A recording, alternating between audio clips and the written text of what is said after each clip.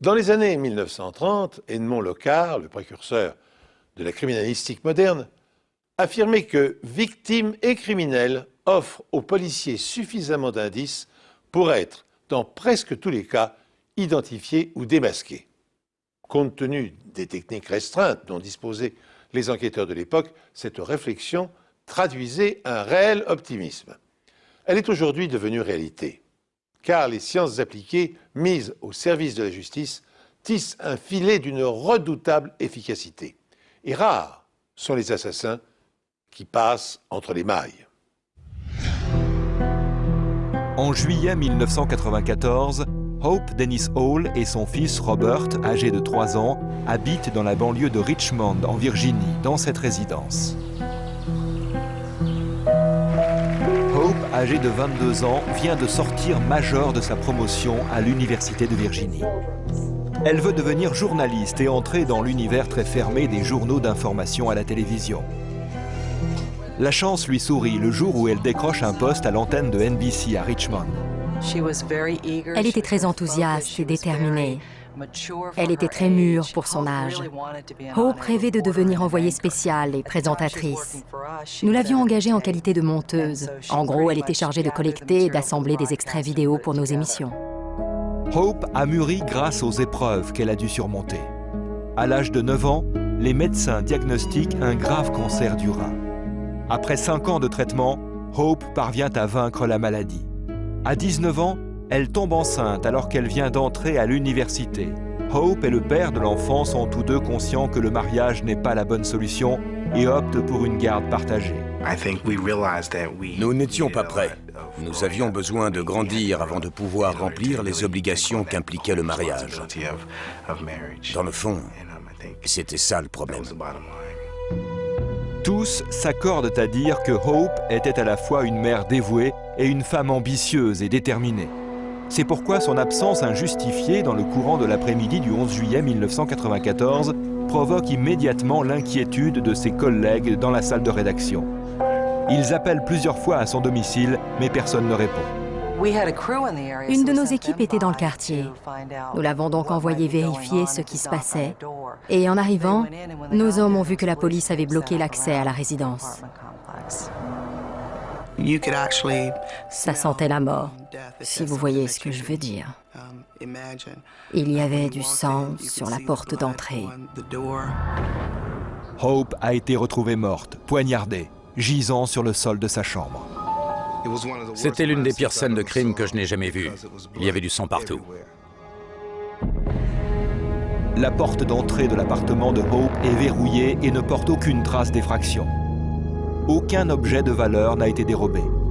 Une empreinte de main souillée de sang est retrouvée près de la porte, mais elle n'est pas assez nette pour être analysée. Les armes du crime sont des couteaux de cuisine provenant de l'appartement de Hope. Les enquêteurs trouvent 2 couteaux tordus sur le bar de la cuisine, un 3e posé sur le lit et un 4e sur le rebord du lavabo de la salle de bain, près du robinet qui n'a pas été fermé. Dans la cuisine, la police découvre des bris de verre tachés de sang. Des gouttelettes de sang séché mènent de la cuisine à la chambre. Le téléphone est par terre, dans la chambre. Il a été arraché du mur. Hope ne méritait pas ça. Personne ne le mérite. Alors que les policiers passent les lieux au peigne fin, ils s'aperçoivent qu'un élément capital a manifestement disparu de l'appartement de Hope, son fils. Qui a tué Hope Dennis Hall, la jeune monteuse de la télévision? Personne ne lui connaissait d'ennemi, et le vol n'est apparemment pas le motif de l'agression. Seconde énigme, le fils de 3 ans de la jeune femme a disparu.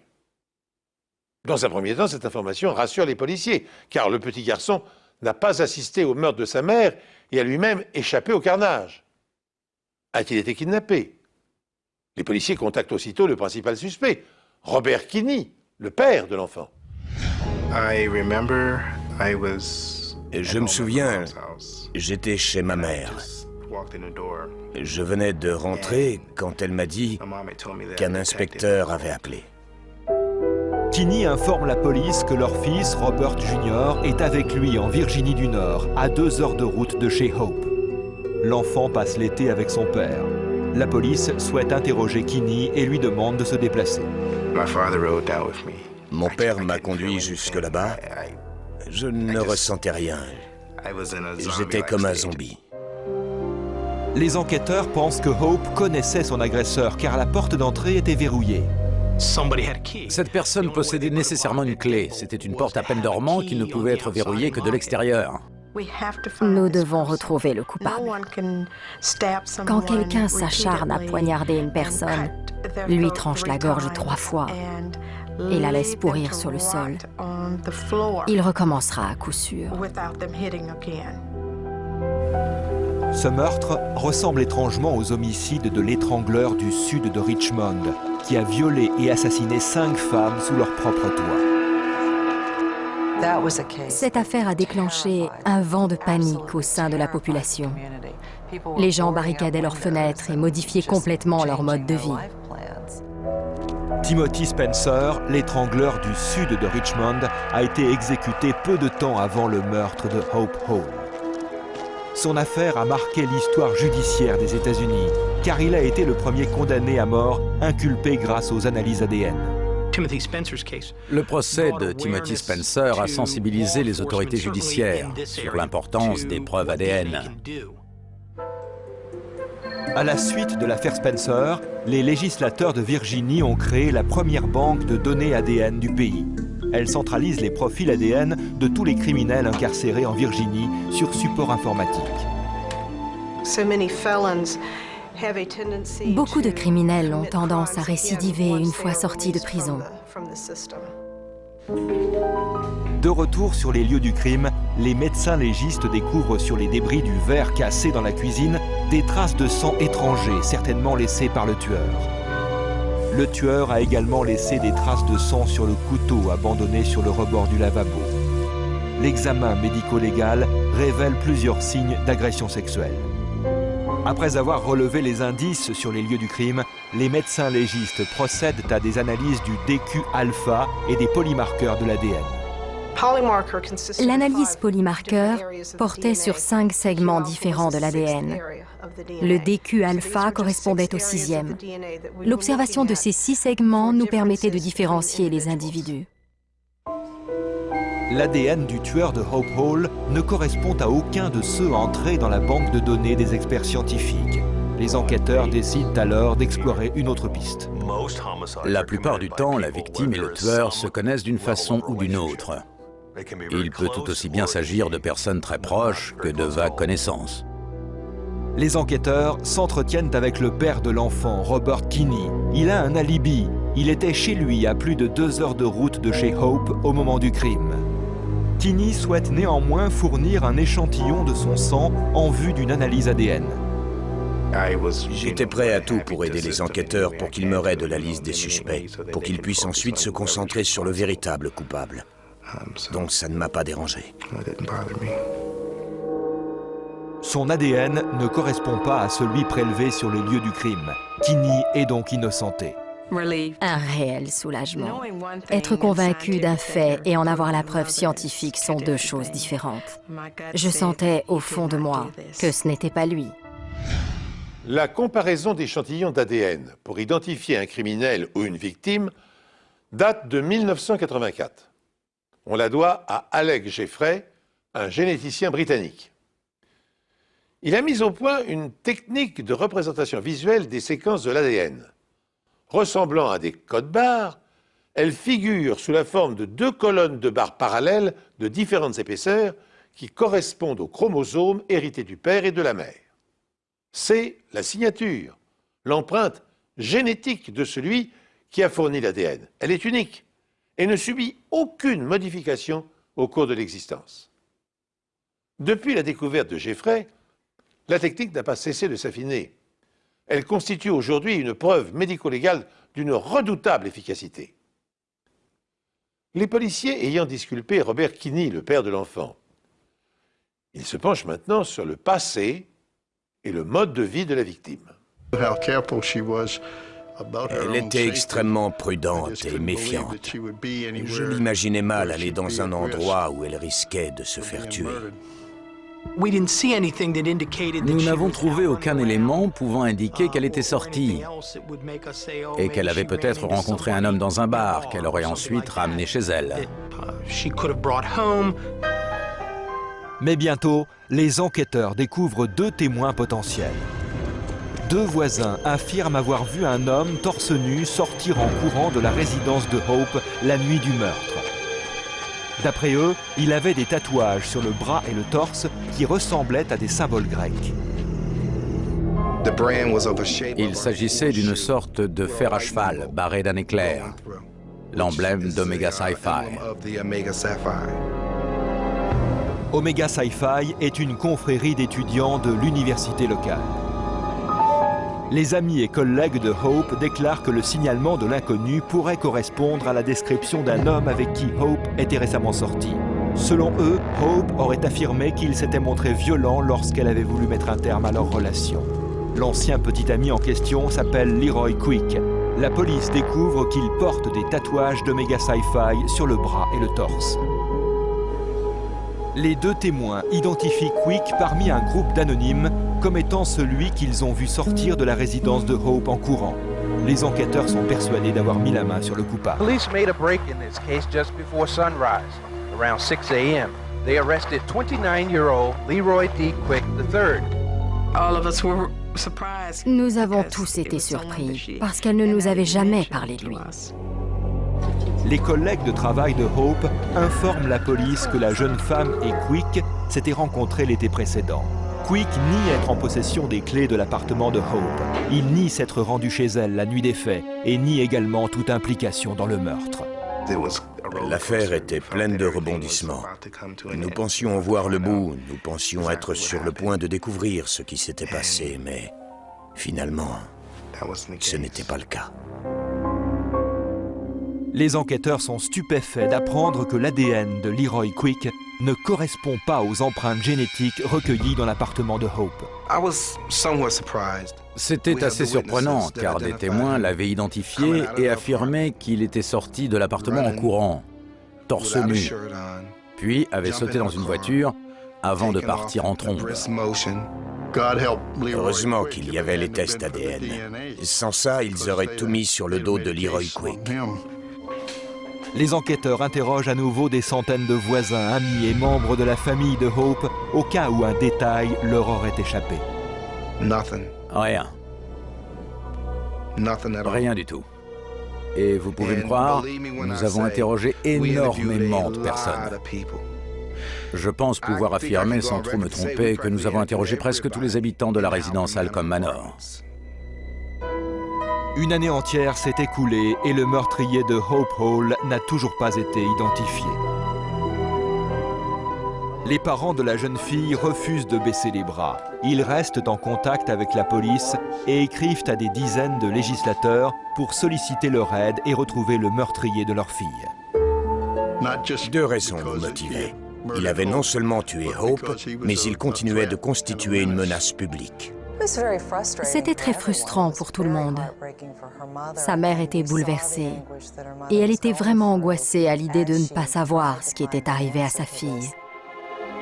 Après avoir innocenté les 2 principaux suspects, les médecins légistes procèdent à une seconde analyse plus détaillée de l'ADN du tueur grâce à la technique dite de polymorphisme de longueur des fragments de restriction, également appelée RFLP.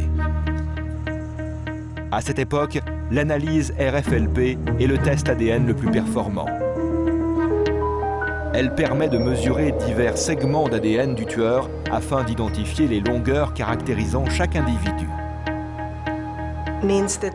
Cela permet de différencier mon ADN du vôtre avec plus de précision. Le profil génétique du meurtrier de Hope, plus récent et plus précis, est à nouveau entré dans la banque de données ADN de Virginie. L'ordinateur compare ce profil à celui des 8000 criminels incarcérés en Virginie. J'avais consacré beaucoup de temps à examiner ce cas. C'était donc un peu devenu mon affaire. De tous les dossiers que j'avais étudiés, c'était celui-là qui me tenait le plus à cœur. 2 années auparavant, la recherche des profils ADN n'a pas abouti, mais cette fois, elle porte ses fruits. Les échantillons de sang et de sperme prélevés dans l'appartement de Hope Hall correspondent à ceux de Shermaine Johnson. L'ADN de Shermaine Johnson a été répertorié dans la banque de données à la suite de 2 condamnations pour viol. Ces crimes avaient été commis dans des circonstances étrangement similaires à celles de l'affaire de Hope Hall. Au moment des faits, Johnson a à peine 16 ans et vit dans la même résidence que Hope. Ça a été une révélation. Avant, je pensais que les criminels étaient des hommes avec des cicatrices et un air louche. Mais ce type-là n'avait pas du tout l'air d'un criminel. Pour la première fois, la banque de données permet d'élucider une affaire criminelle. Shermaine Johnson avait un visage tellement innocent. Qui aurait cru que quelqu'un en apparence si inoffensif et si jeune pouvait commettre un tel crime? Et pourtant si. Lorsque la police l'interroge, Johnson clame son innocence. Il admet avoir frappé à la porte de Hope pour lui demander un verre d'eau. Mais un autre homme aurait alors ouvert la porte d'entrée avec une clé, sorti un couteau et sommé Johnson de partir.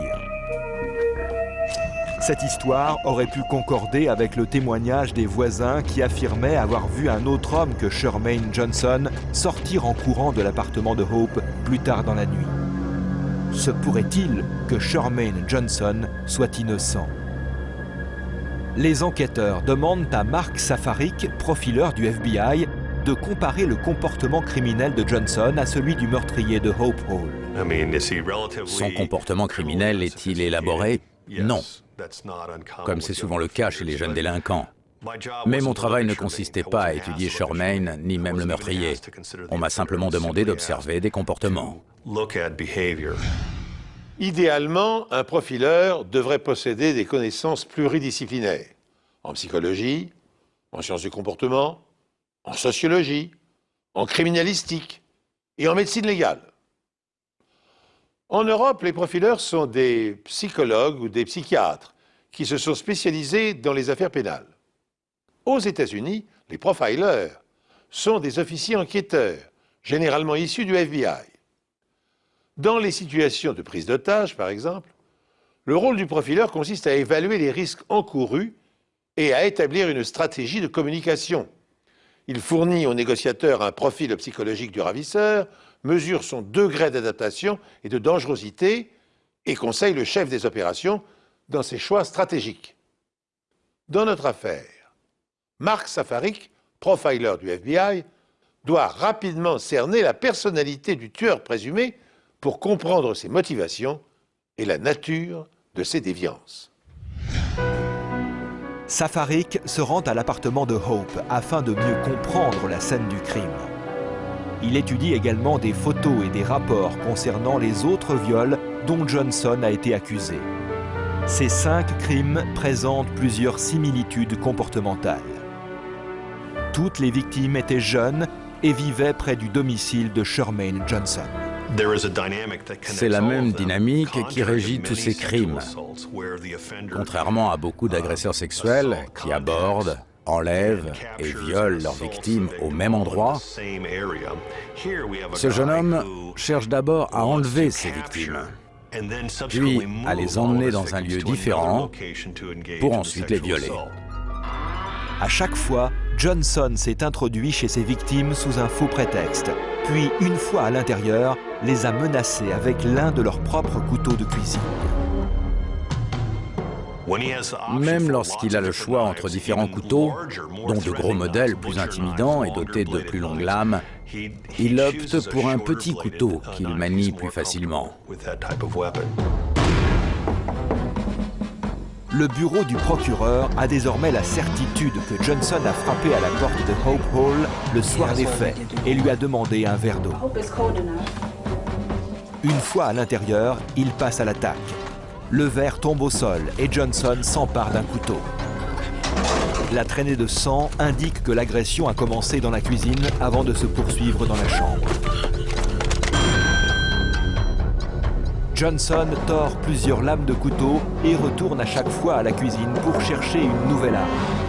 À un moment donné, il ramasse les débris du verre cassé et se coupe au doigt, laissant ainsi derrière lui un échantillon d'ADN.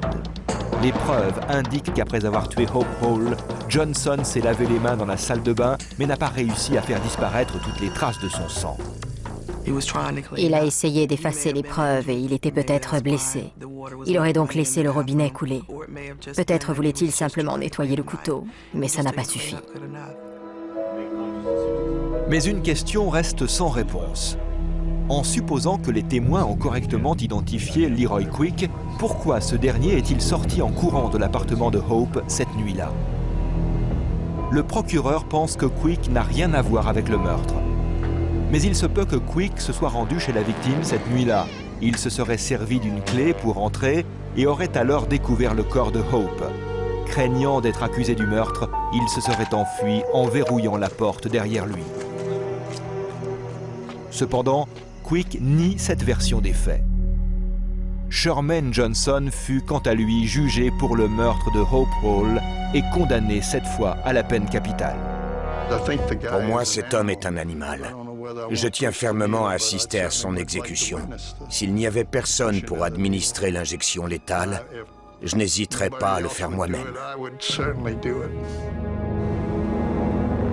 Les enquêteurs affirment que c'est grâce aux preuves ADN, à l'informatique et à l'initiative qui a permis de centraliser les profils ADN de tous les détenus de l'État que Sherman Johnson a finalement pu être traduit en justice. Nous avons interrogé tous les habitants de la résidence et à aucun moment le nom de Sherman Johnson n'a été cité.